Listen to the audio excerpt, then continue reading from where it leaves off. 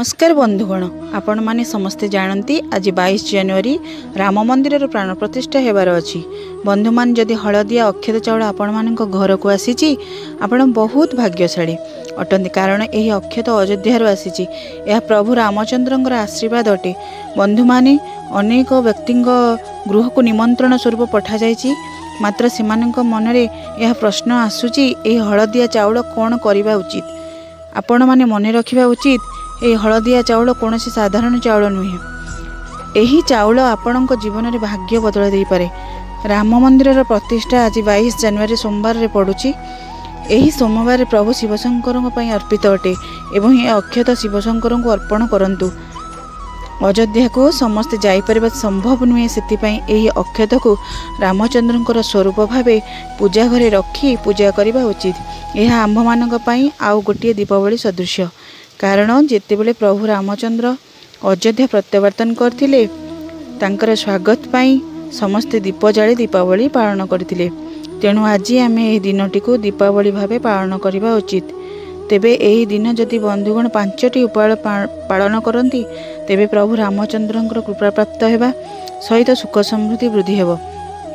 सकाळ उठी स्नान कार्य आदि सारी माता तुलसी को जल अर्पण करी प्रभु सूर्य नारायण को जल अर्पण करंतु एवं घर ठाकुर को पूजा करंतु।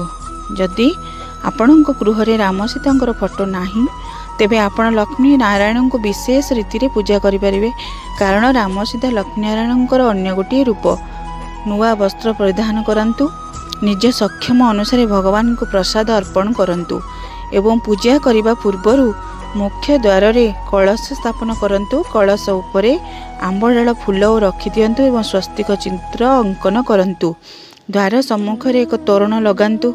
यह द्वारा शुभ शक्तिर प्रवेश होता है, गृहरु नकारात्मक शक्ति चली जाए।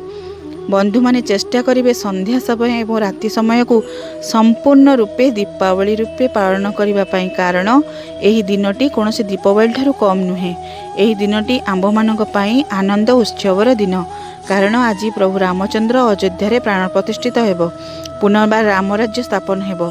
किछि नहेले भी 5टी दीप निश्चित जलंतु।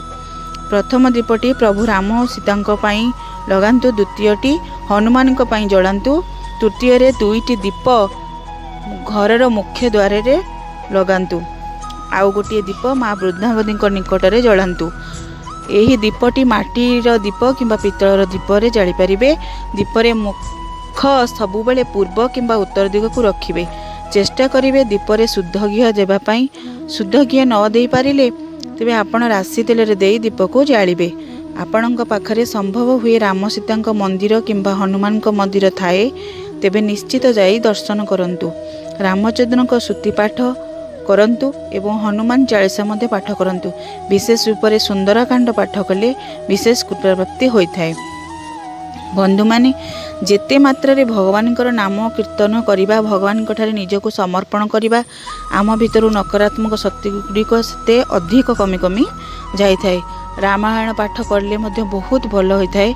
रामायण द्वारा आम भगवान विभिन्न कथा तांको विषय जानी पारथाउ, तांकर आम प्रति थिबा किते महत्व उद्देश्य सबू जना पड़ी थाए। तेबे बंधु माने एही वीडियोटी को जदि आपनको भल लागि थाए वीडियोटी को लाइक करी चैनल को सब्सक्राइब कर।